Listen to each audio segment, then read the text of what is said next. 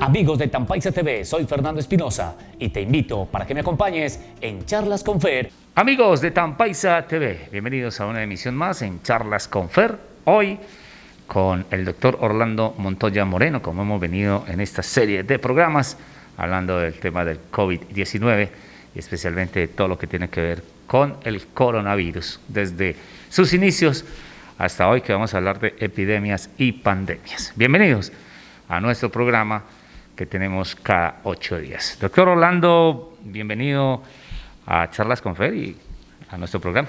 Gracias, Fernando. De verdad es muy placentero saber que hoy ajustamos 10 programas, 10 temáticas diferentes, todos relacionados con el coronavirus. Esperamos que estos 10 programas hayan servido a la comunidad para entender la problemática, para aplicar las medidas preventivas, para cuidarse, para mitigar el impacto que ya nos afecta. Sí, señor. Hoy epidemias y pandemias, pero comencemos. ¿Cómo estamos? El contexto, ¿dónde vamos? Se habla de picos, pero ya los picos son regionales, los picos son por sectores, digamos por localidades también, como en Bogotá. Entremos en contexto. ¿Cómo estamos en ese momento? Fernando, yo quisiera el contexto de hoy manejarlo, cómo ha cambiado esta pandemia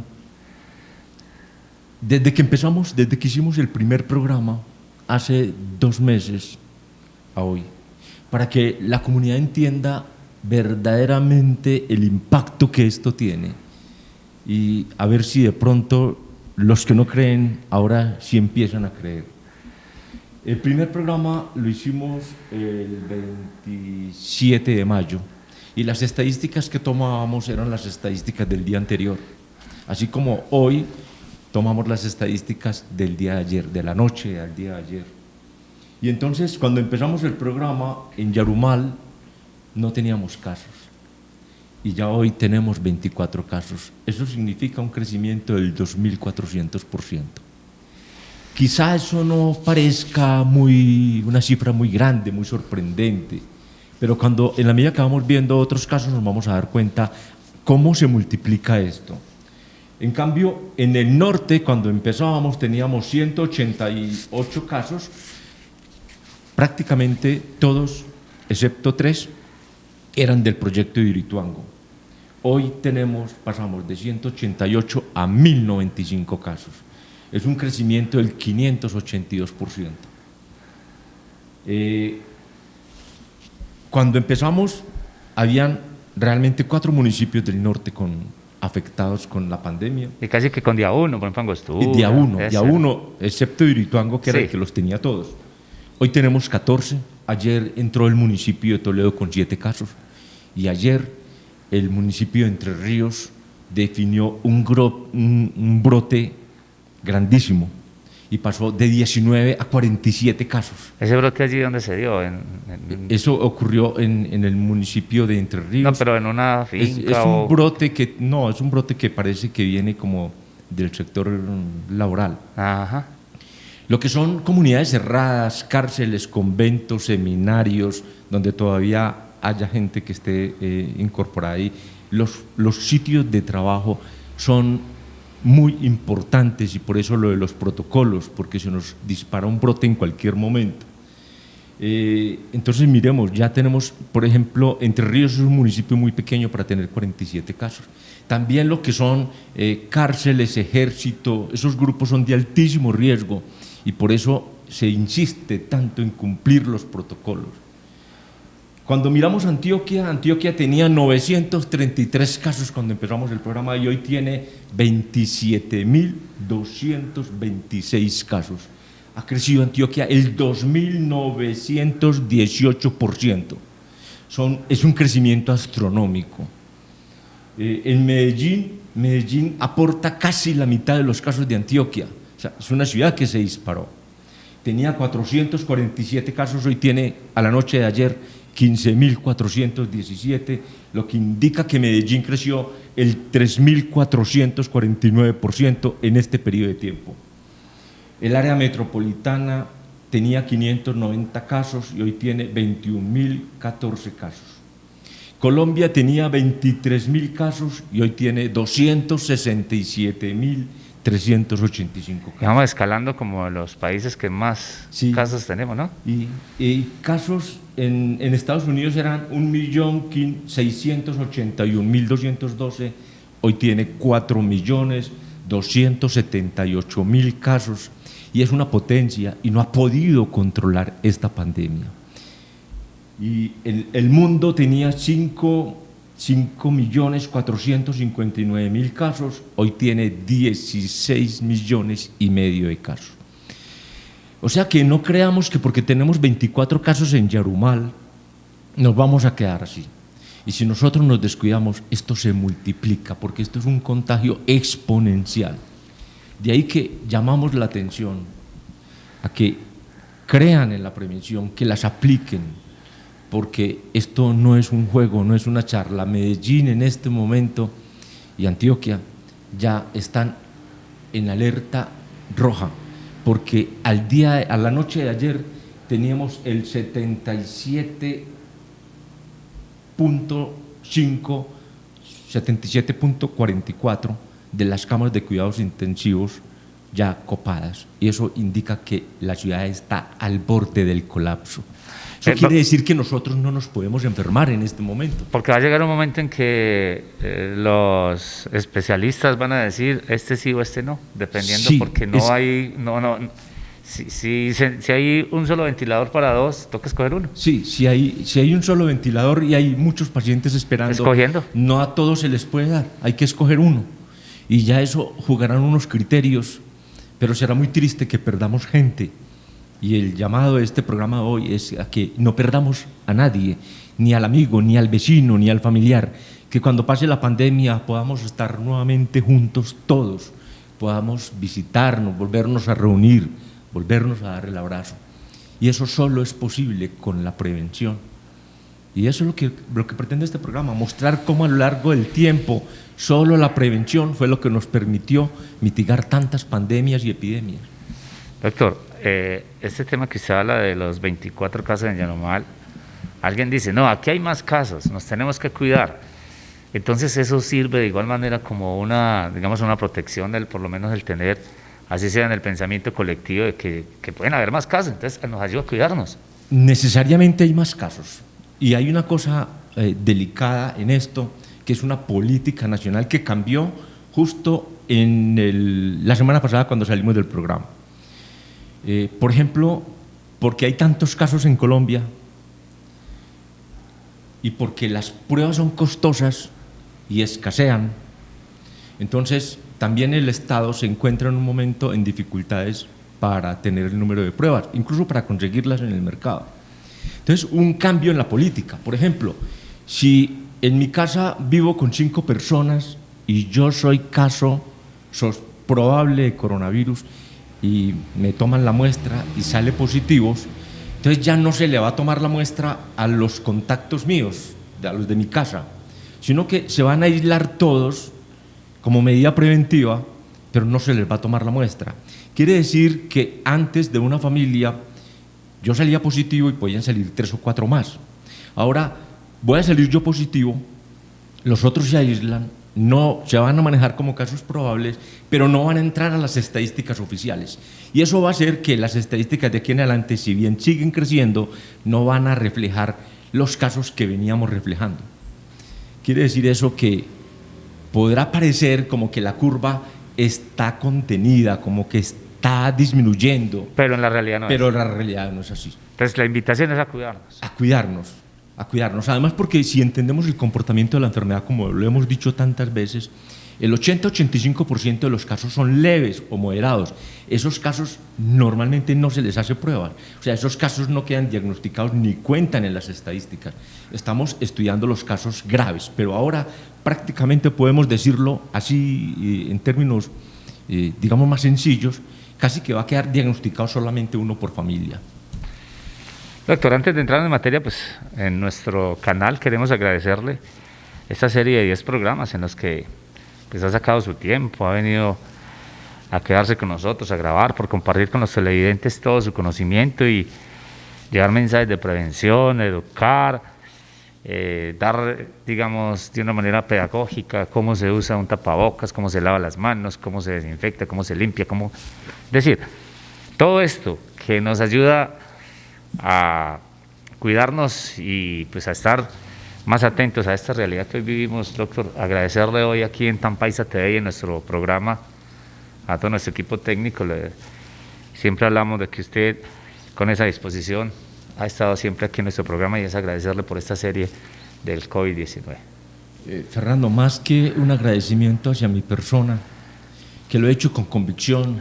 Yo no vengo de parte de ninguna institución, no vengo del sector oficial, lo hago por voluntad, por amor a una comunidad, porque quiero que todos estemos bien, es el compromiso con la vida.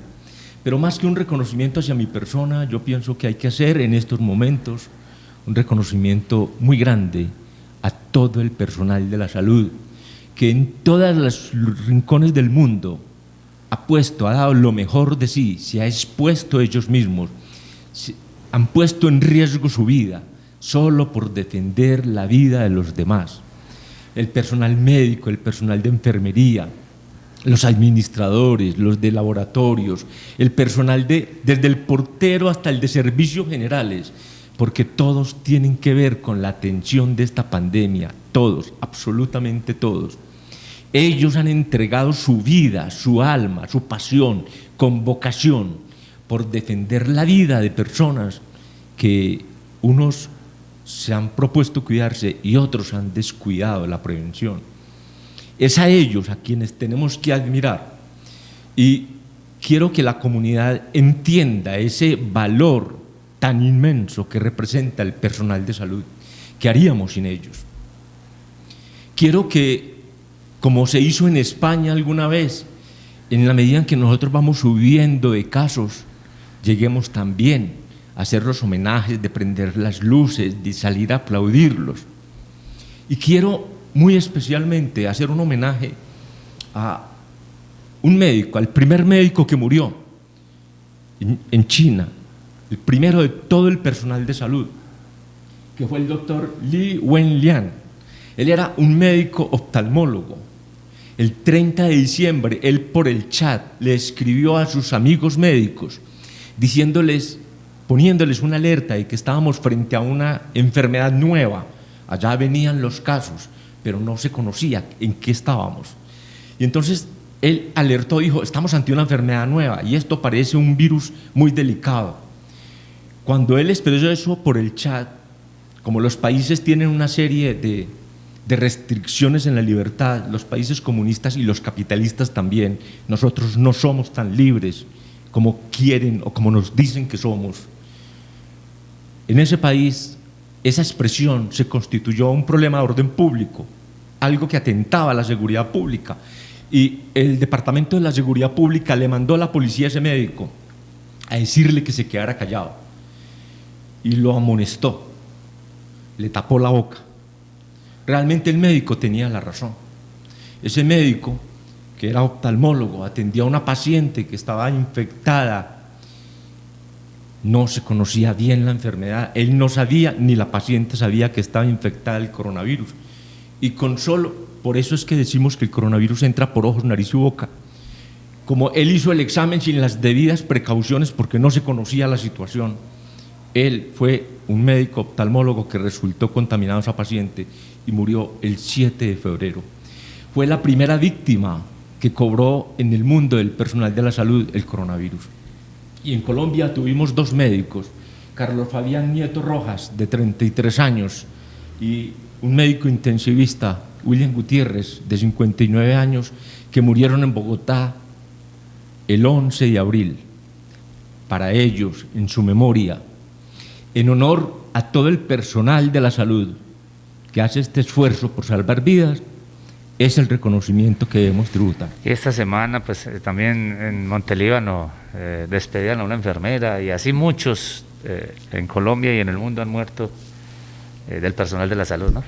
Sí, hoy tenemos en Colombia, hoy, a la fecha de hoy, 4.116 personas del sector salud que se han infectado.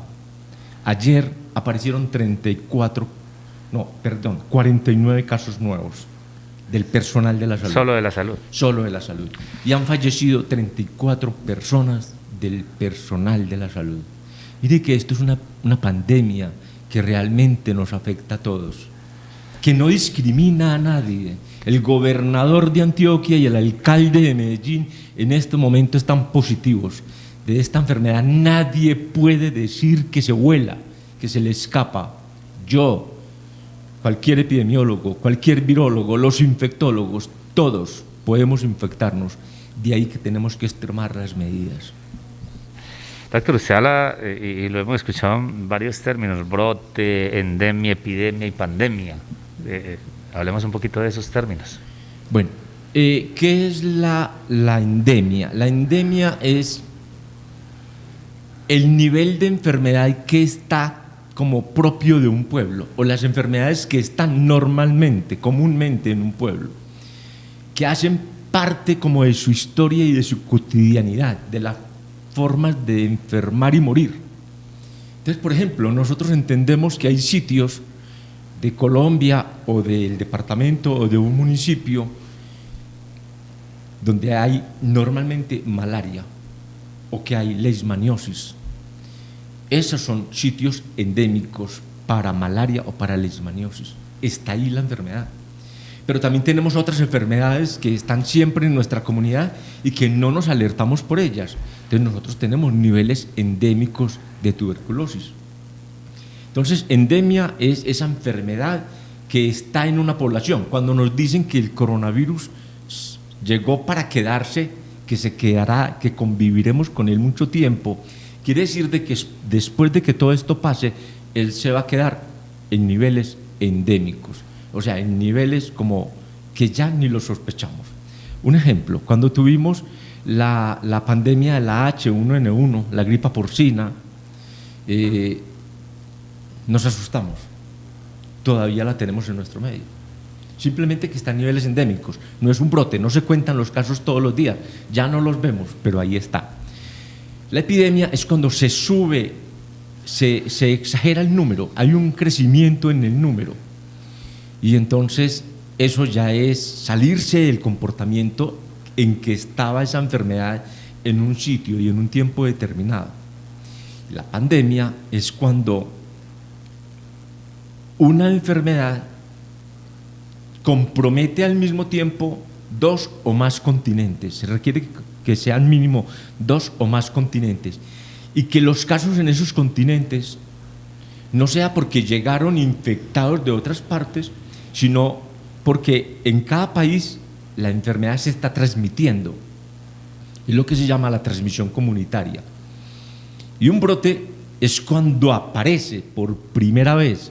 Entonces yo puedo tener un brote, el caso de la pandemia, hubo un brote en Wuhan, se convirtió en una epidemia cuando se disparó, se aumentó, se regó por todo el país.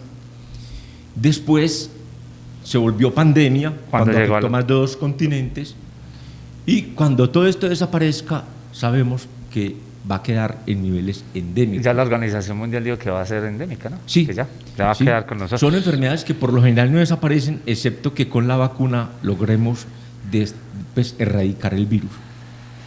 Bueno, pues ya llevamos 10 programas y usted ha dado muchos tips y digamos muchas maneras de protegernos, pero ¿hay alguna que usted quiera hacer énfasis para que nos cuidemos?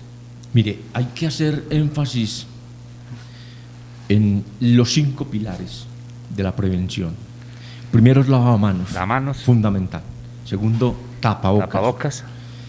El tercero es la desinfección de superficies.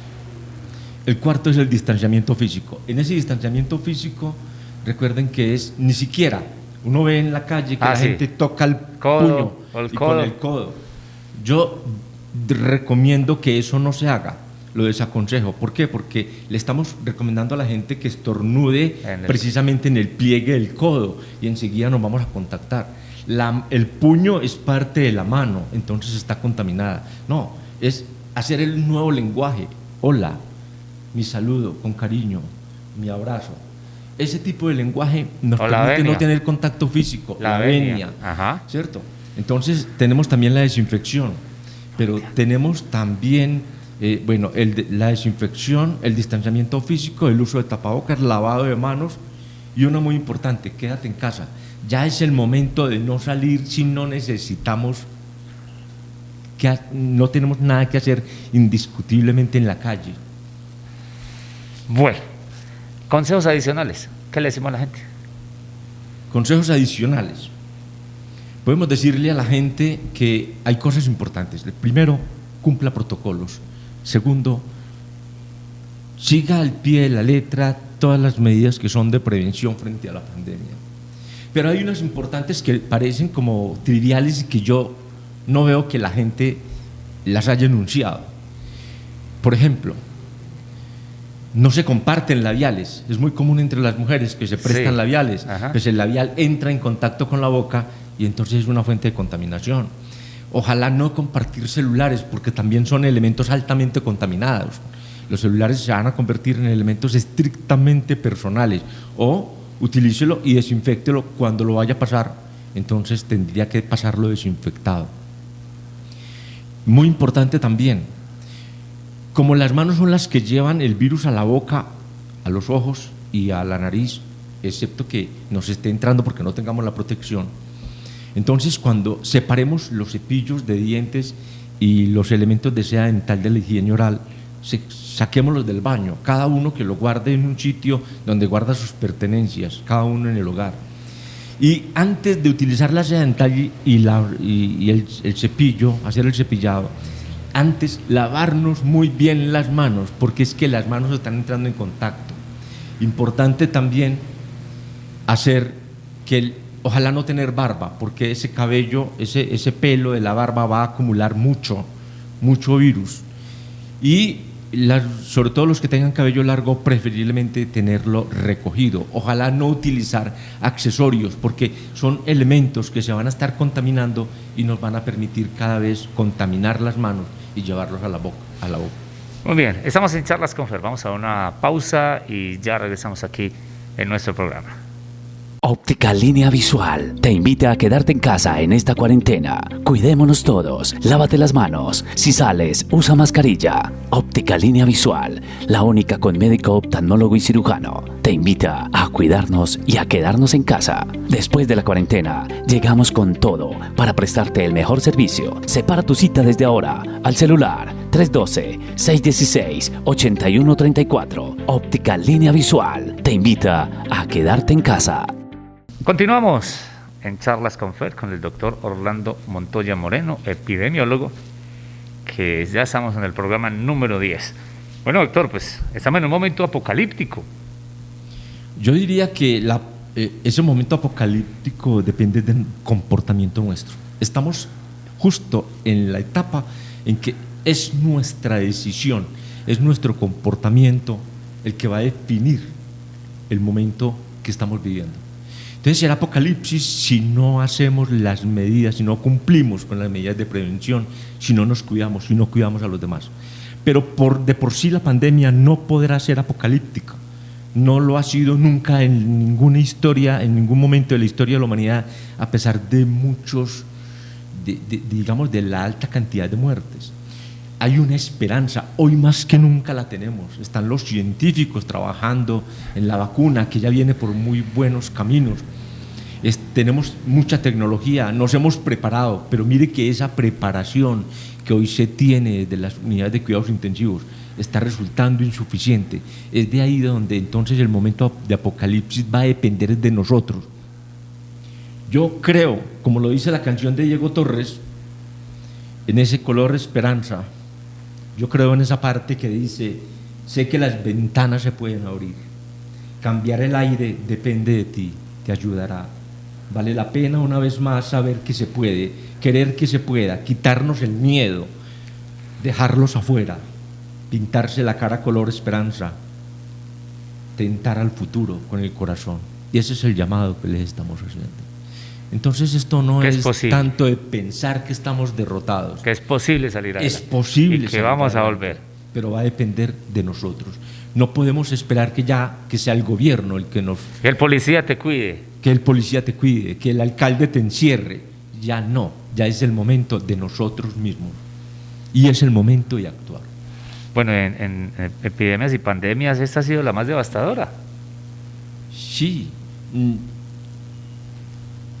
Uno creería que es devastadora por el gran número de casos, pero en la historia de la humanidad, no tan reciente, hemos tenido más devastadoras, como por ejemplo la gripe española y la peste negra, que esas sí causaron cantidades exageradas de muertes.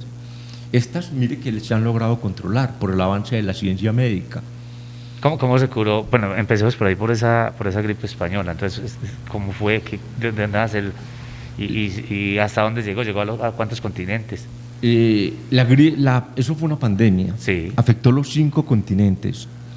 Se llamó gripe o gripa española, pero no surgió en España. Ajá. Surgió fue en la Primera Guerra Mundial, y las tropas de los Estados Unidos, ahí fue donde inició, en las tropas de los Estados Unidos. Esas tropas, como estamos en el marco de la Primera Guerra Mundial, esas tropas viajaron a Europa, y en Europa, pues claro, contaminaron a toda Europa, y de Europa se fue expandiendo por todas partes del mundo. Entonces, la gripa se tapó, no se quiso mencionar nada de la gripa, porque frente a una guerra, pues eso era mostrarle al enemigo que yo estoy tan afectado, entonces estoy muy débil. Y todo el mundo enfermo, pero callado. Sí, todo el mundo enfermo, pero callado, jugando con un efecto psicológico entre los soldados y entre las naciones. Tampoco existían los medios de comunicación que hay hoy. Entonces, todo era lo que oficialmente se transmitiera. España no estaba en la guerra. España era un país neutral. Pero entonces, como España no estaba en la guerra, no tenía necesidad de tapar la enfermedad. España la destapó, mostró las cifras que tenía. Y por mostrar las cifras y por mostrarse como un país afectado, lo denominaron gripa española. Pero es una gripa de los Estados Unidos. Esa gripa afectó todos los continentes. Y es una gripa que produjo muchísimos muertos, muchísimas bajas, sobre todo porque en ese tiempo sí se aplicaron los remedios caseros, porque estábamos en pañales todavía en el mundo de la medicina, con todo el avance que se había tenido para principios del siglo XX, pero no teníamos el avance que tenemos hoy. Entonces no había realmente un tratamiento, como tampoco lo hay hoy. Mire que es siglo XXI y no hay un tratamiento específico para la pandemia. Entonces en ese tiempo menos, y ahí sí jugaron todos los remedios caseros. Ahí sí jugaron las gárgaras de sal, el oler limón, el clavo, las esencias de clavo, pero lógicamente el número de muertes nos dice que eso no eran remedios, y sabemos hoy que no lo fueron, que no son tratamientos y que no trataron la enfermedad. Bueno, ¿y cómo nos fue en Colombia con esa? Colombia la tuvimos. Esa gripe española fue en 1918. ¿Y hablan que Yarumal también tuvo muertos de ese o no? Claro, en Yarumal la tuvimos, en Colombia, en Antioquia y en Yarumal. En Yarumal se registraron más de 500 casos, hubo muertos. Entre los muertos hubo un médico que llamaba Marco Antonio Botero Guerra, que era el médico encargado de la salud pública frente a esa pandemia para Yarumal, un médico que nombró el gobernador de Antioquia, la gobernación de Antioquia, para que atendiera ese caso aquí. La situación de la pandemia de la gripa, hay un documento que lo escribe Laureano Gómez en una carta a un amigo copartidario que era periodista y era socio de él en los medios periodísticos que tenían las empresas, que era el señor José Arturo Andrade, y él le escribe a José Arturo, que se encuentra en ese momento en San Andrés Islas, le escribe una carta donde podemos entender lo que pasaba con la gripe española en Colombia. Él la está escribiendo sobre Bogotá. En esa pandemia y en esa carta, Laureano Gómez escribe incluso que en Estados Unidos acaba de morir el hijo de Marco Fidel Suárez, que era el presidente de la República en el momento. Y dice en la carta, para que entendamos el problema ¿Eso fue en qué año? La pandemia de la gripe española. ¿En qué año? Eso fue en 1918. Sí, por la carta también. Y la carta es de 1918, la bueno. carta es del 24 de octubre, y la Listo. pandemia de la gripe española llegó a Colombia en septiembre. Eso fue al mes. Claro, al mes. Entonces escribe Laureano Gómez, aquí hay de nuevo una epidemia de gripa que tiene alarmada a la ciudad. Por lo pronto tiene paralizada la vida. Las oficinas están casi todas cerradas, los colegios lo mismo, se han suspendido los exámenes hasta en las facultades, se ha ordenado cerrar teatros y cines y por las calles no se encuentra un ánima de noche. Al principio fue cosa de risa, todo el mundo estornudando, pero luego empezó una forma que llaman cerebral y empezó a morir gente de repente en la calle, especialmente entre los obreros. El pánico ha ido creciendo, los entierros pasan continuamente, el problema se ha agravado por los sepultureros, unos están enfermos, otros se han muerto en el oficio, no se consigue quien quiera hacerse cargo de él y según dicen, hay momentos en que más de 100 cadáveres esperan regados en los corredores de las bóvedas que los pongan bajo tierra.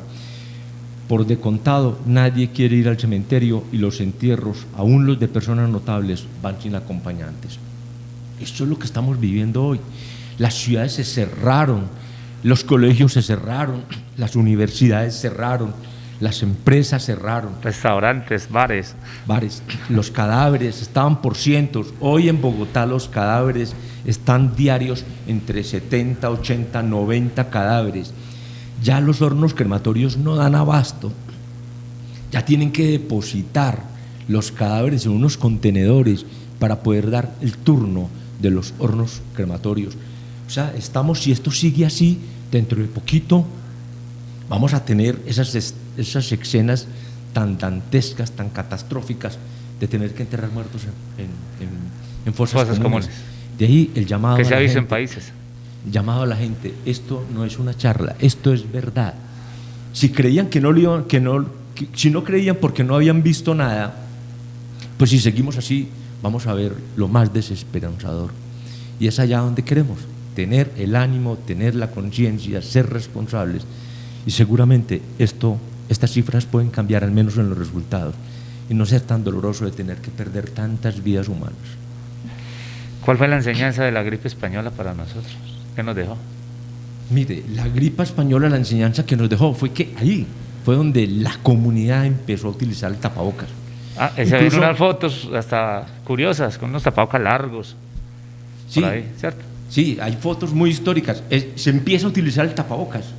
El tapabocas surge como la única medida, y todavía es hoy, pues una de las únicas medidas para prevenirlo. Y entonces empezó la comunidad a utilizarlo. En algunos lugares se quedó como parte de su vida, en otros desapareció. Por ejemplo, nosotros lo utilizamos. Hay fotos en nuestro medio, en Colombia, del uso de tapabocas durante la pandemia de la gripe española, pero perdimos la costumbre, no la volvimos a utilizar. Y esas medidas fueron las que fueron capaces de contener la pandemia de la gripa, porque el resto no había tratamiento. Bueno, muchos de los gestos se vuelven costumbres, por ejemplo, en los países asiáticos, como los japoneses, especialmente el uso del tapabocas, esos se quedaron con él. Sí, los japoneses precisamente durante la gripa española empezaron a utilizar el tapabocas, pero ellos fueron más responsables, ellos vieron que eso les dio buen resultado y por ver que les dio buen resultado lo siguieron utilizando como parte de su indumentaria, una gran parte de la población, no toda.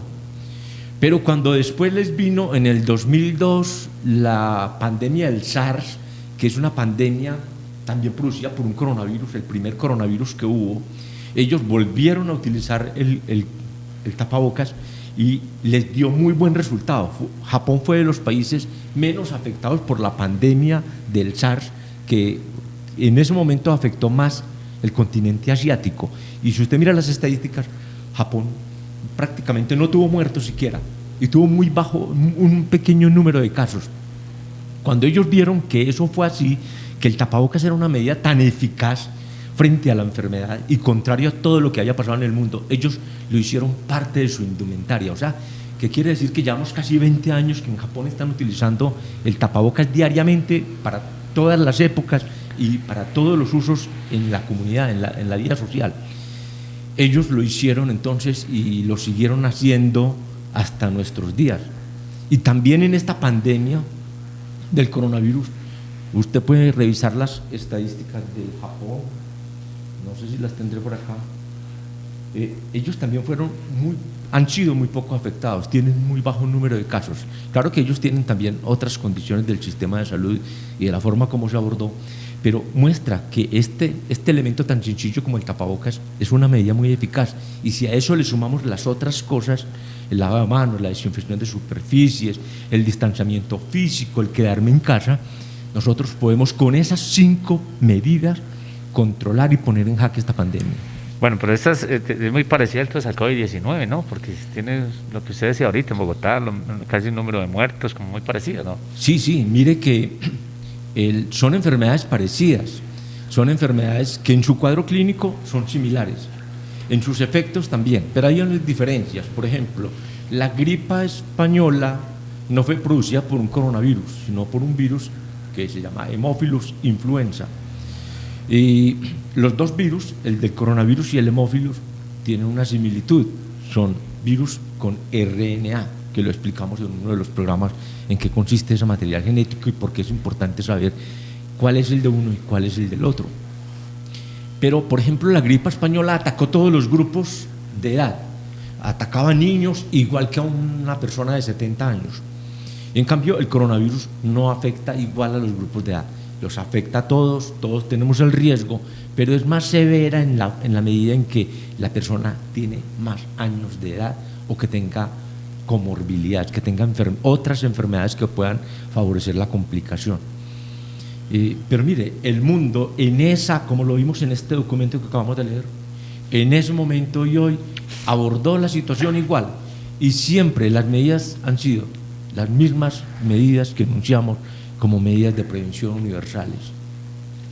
Bueno, hace poco tuvimos lo que es la gripa porcina, ¿ya se nos olvidó esa?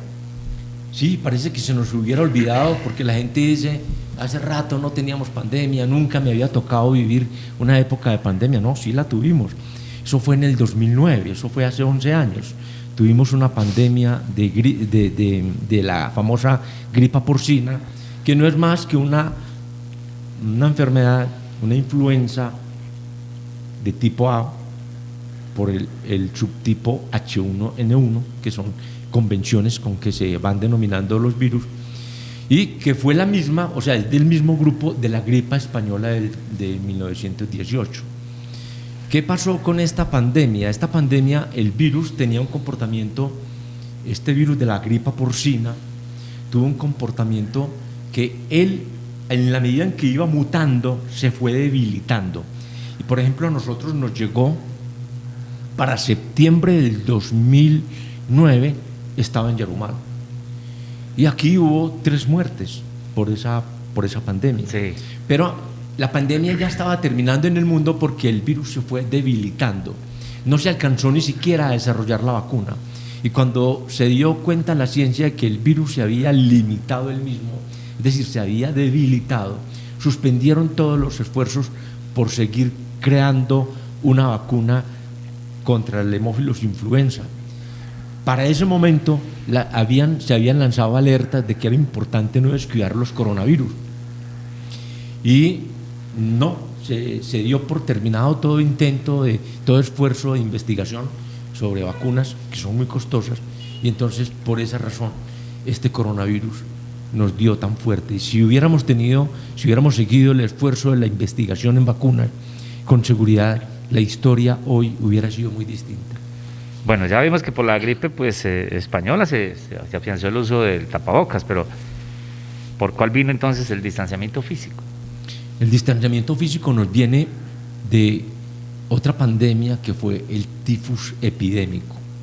El tifus epidémico es una enfermedad que cursa también con cuadros de dolor de cabeza, de fiebres, escalofrío, malestar general, y va teniendo complicaciones que van complicando la vida. Ese tifus epidémico lo transmiten los piojos de las personas. Los piojos fueron unas plagas que las personas que tengan 25 años o más se dan cuenta que eso eran plagas permanentes. En los colegios se hacían campañas de eliminación de piojos. Esos piojos transmiten una rickettsia, un microbio que se llama rickettsia, es la causa del tifus epidémico. Entonces, el tifus epidémico causaba enfermedades, epidemias, pandemias muy severas, como una hace 25 siglos en Grecia. En esa pandemia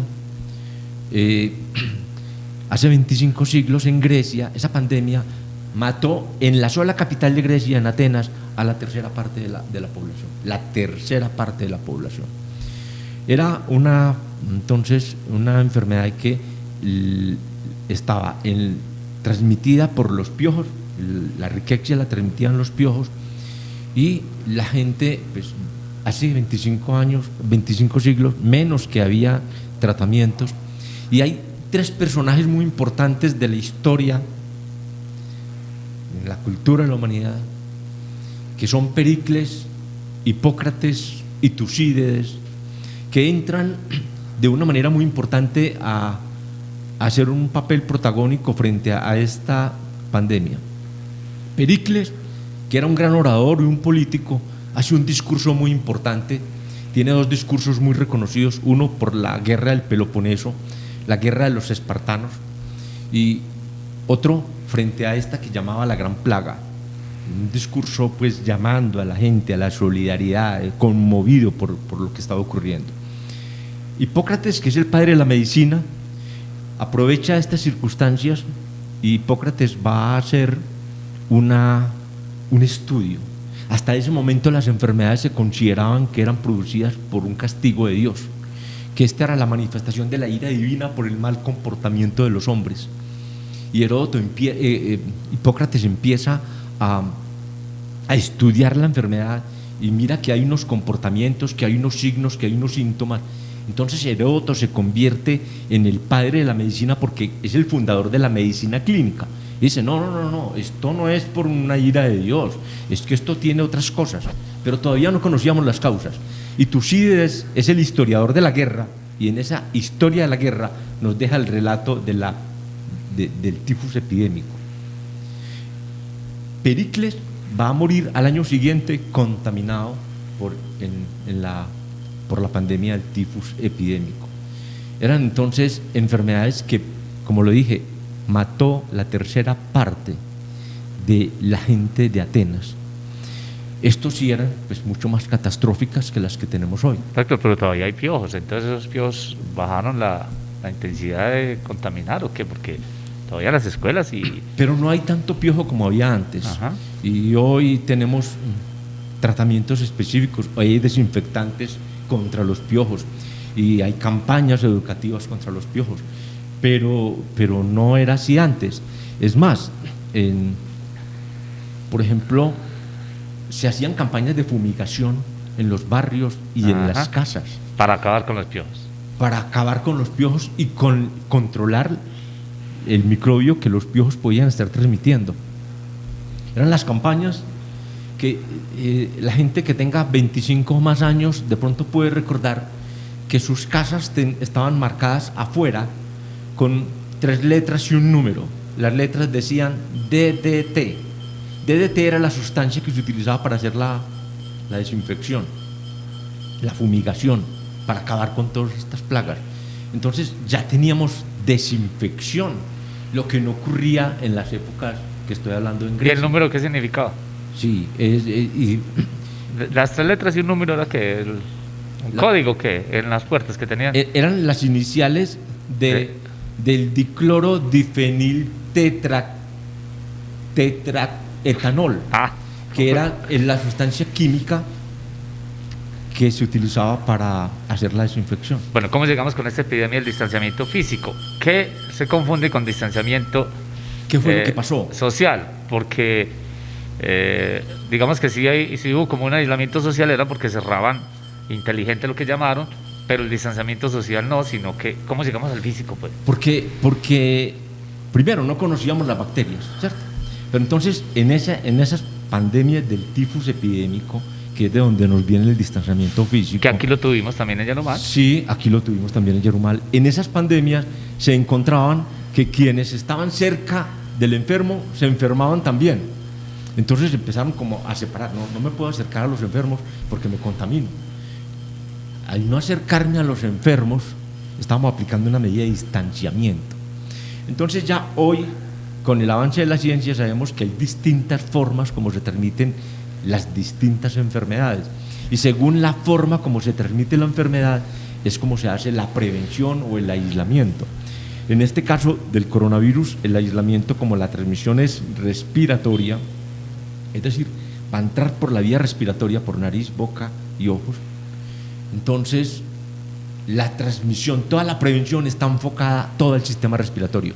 Mire, que las gotículas, que lave, que desinfecte, que lave las manos, para que cuando vaya a su cuerpo esté limpia las manos y no esté llevando el microbio, no esté llevando el virus. Es así como llegamos al distanciamiento físico. En cambio, el lavado de manos nace de otra pandemia. El lavado de manos nace de una pandemia que fue la fiebre puerperal. ¿Qué era la fiebre puerperal?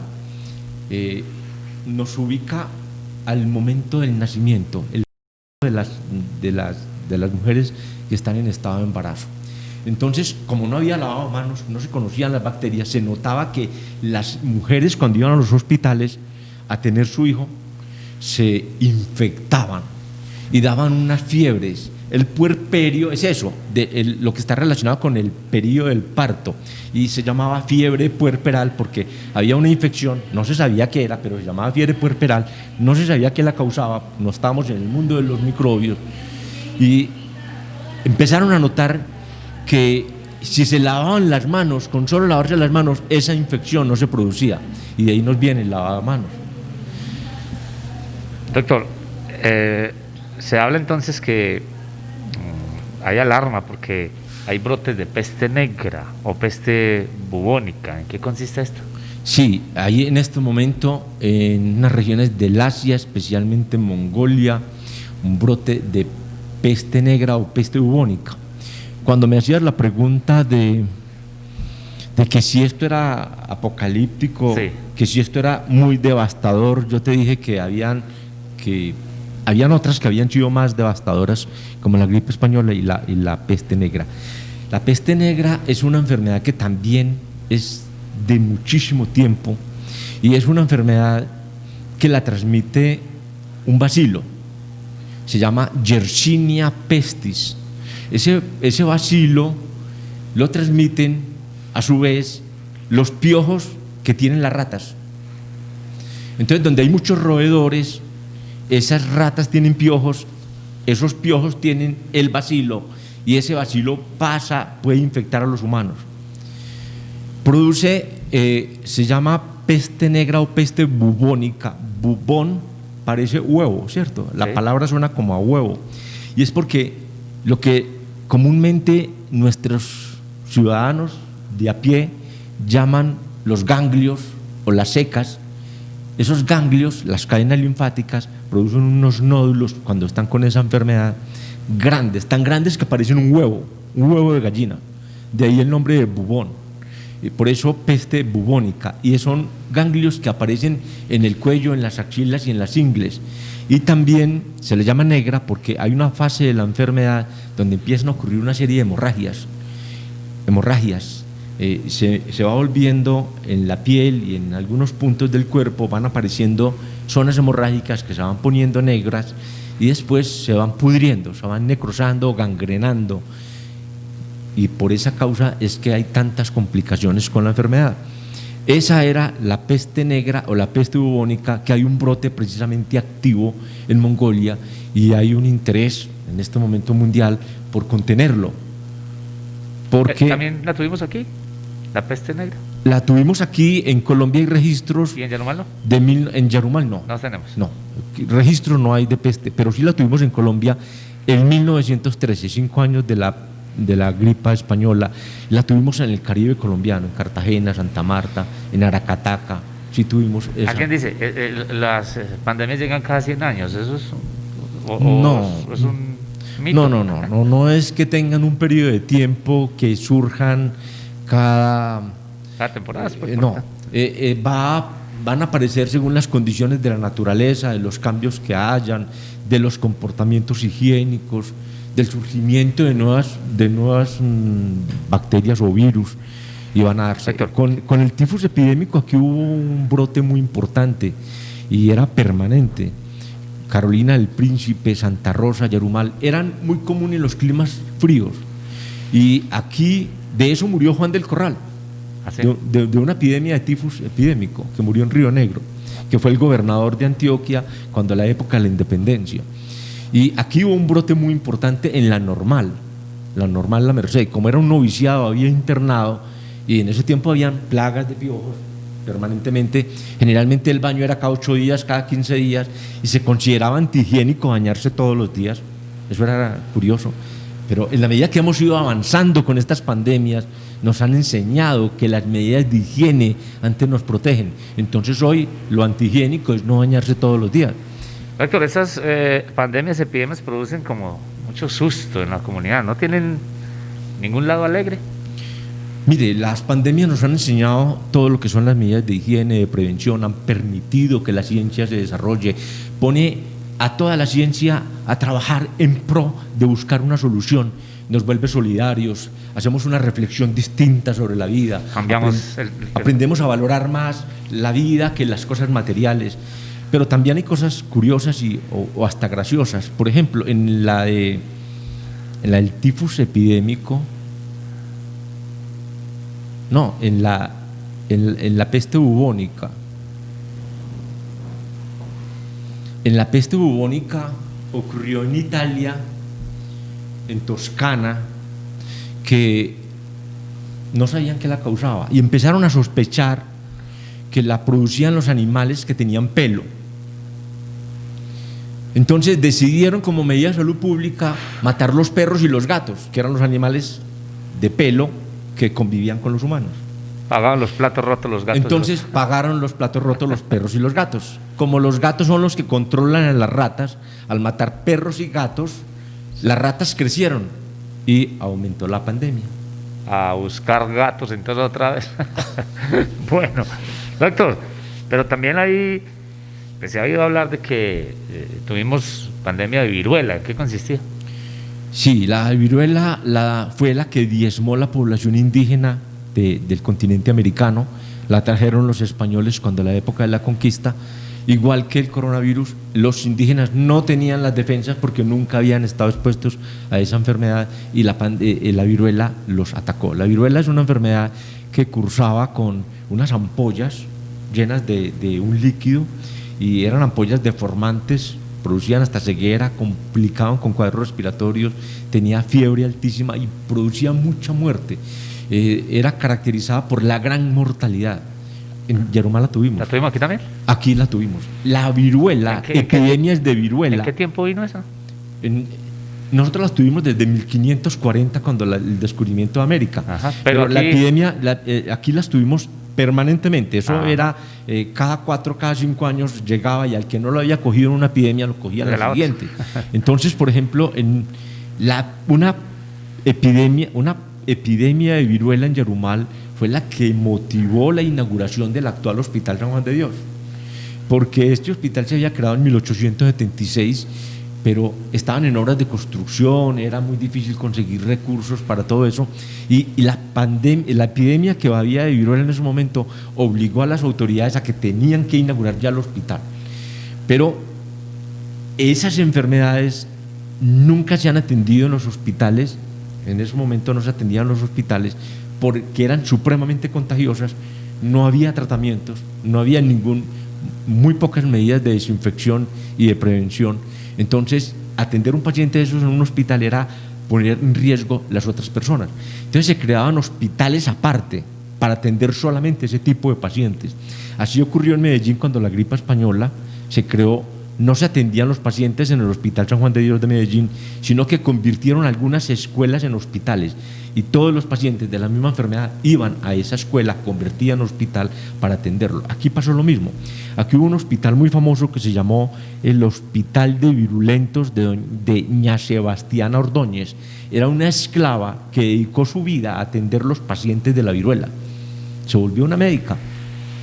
Bueno, como epidemiólogo, ¿recuerda que le haya tocado enfrentar alguna en el norte de Antioquia? Sí. ¿Cuál? A mí me tocó, por ejemplo, una enfermedad que era sarampión hemorrágico grave en Belmira. Lo llamamos así, pero no supimos qué era finalmente, porque las pruebas de laboratorio en ese momento no lograron identificar de qué se trataba. ¿Hubo muchas personas? Sí, hubo muchas personas en Belmira, Labores, Aragón, afectadas, y algunos tuvimos como 2 o 3 muertos. No se logró detectar qué era, se quedó con ese nombre, pero los sueros se guardaron en el Instituto Pasteur en Francia, que son sueros que se guardan con interés histórico para seguir investigando en el futuro cuando se descubra de pronto que eso era una nueva enfermedad y que apareció aquí, pero que no sabemos hoy todavía qué es. También me tocó la llegada del SIDA, una enfermedad que causó pánico, esa sí causó pánico entre la sociedad.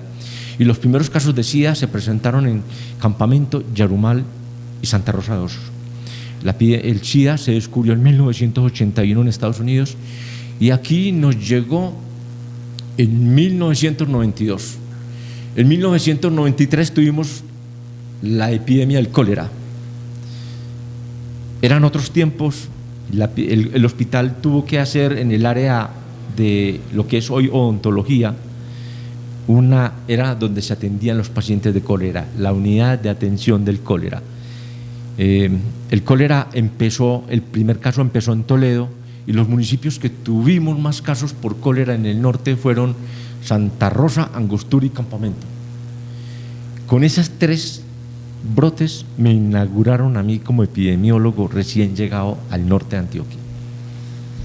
Bueno, doctor, ya pues para terminar y cerrar con broche de oro, pues yo quiero aquí públicamente invitarlo a que continuemos haciendo relatos de historia, porque lo estamos dejando en el canal de YouTube de Tampaisa. Estos programas ya están quedando ahí en el canal. Estamos estrenando página www.tampaisatv.com y ahí en la misma página está el enlace de YouTube y entran a ver los programas y puede reservarlos. Quiero que sigamos contándole a la gente aquí cada semana un corte de historia de Yarumal, y puede ser del norte, tiene mucha historia que usted tiene muchos archivos y el archivo principal lo tiene en su mente porque tiene una memoria prodigiosa, y quisiéramos que las próximas generaciones pudieran ver estos programas y decir, bueno, ahí que vamos a escuchar un poco de historia, lo quiero invitar. Y finalmente pues cerremos con broche de oro, un último mensaje para toda esta comunidad y si nos acepta la invitación de continuar haciendo estos programas. Listo, Fernando, acepta la invitación. Vamos a hacer los programitas que sean más cortos, sí, unas más microcápsulas. La gente hoy no tiene mucho tiempo, hoy por la pandemia de pronto sí disponen de un poco más de interés, pero vamos a hacer unos programas ágiles, cortos, variados, que toquen muchos temas de historia, no solamente del norte, sino que hay muchas píldoras, hay muchas cosas de historia que son muy interesantes. Como cultura general es un acervo, algunas cosas muy graciosas. Un mensaje final a la comunidad, no perder la esperanza. Yo quiero invitarlos a que al terminar esto, ojalá en Yarumal la pandemia no la tuviéramos que recordar por el número de víctimas, por el número de muertos. Yo quisiera que al finalizar esta fase pandémica todos pudiéramos abrazarnos con alegría, que no tuviéramos que llorar a los ausentes. Y por eso el mensaje es actuar con mucha prudencia, con mucha responsabilidad. Cuidémonos mucho, cuidemos a los que sufren de alguna enfermedad en la casa. Enfermedades sencillas como un simple hipotiroidismo que es tan común en Yarumal, la hipertensión arterial, los que tienen cáncer, los que tienen 65, 70 años, de ahí en adelante. Las personas que sufren de algún problema pulmonar, que son muy comunes también en nuestro norte, aquellos que dependen del oxígeno, los fumadores, de cualquier tipo de cigarrillo, el cigarrillo electrónico, el cigarrillo convencional, el tabaco. Utilicemos bien el tapabocas. Les dije en el último programa que si el tapabocas está cayendo no sirve, te está poniendo en riesgo. Si el tapabocas cubre solamente la puntica de la nariz, no sirve, te estás poniendo en riesgo. Esas pantallitas transparentes que hemos visto que se pega al mentón y queda separada de la boca y la nariz, no sirve para nada, más bien no se lo ponga, usted tiene altísimo riesgo. Entonces yo quiero que este mensaje sea de prevención. Hemos venido haciendo 10 programas simplemente para tratar de crear conciencia en que esto es una responsabilidad de todos, y quiero que usted y yo al final estemos juntos y podamos celebrar esta fase tan triste de la humanidad. Doctor, muchas gracias. A ustedes, muchas gracias. A ustedes televidentes, gracias por estar aquí en Charlas con Fer. Recuerde, en www.tampaisatv.com estamos subiendo todos los programas de los especiales con Fer y nuestros especiales que tenemos en el canal. Así que atentos ahí. Muchas gracias a todos ustedes y continuaremos con más información que podamos tener para la historia. Feliz día. Tan Paisa TV, tan paisa como vos.